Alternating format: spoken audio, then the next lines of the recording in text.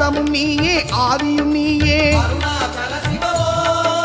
சொந்தமும் நீயே பந்தமும் நீயே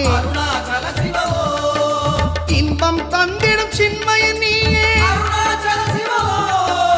ஈகையில் சிறந்த ஈஸ்வர நீயே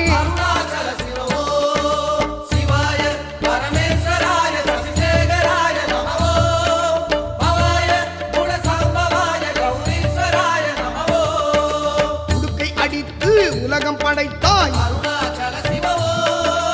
ஊழ்வினை மாற்றிடும் உத்தமன் நீயே எங்கள் காஞ்சியில் ஏகாம்பரனே ஏகாந்த கையிலை வீட்டிருப்பவனே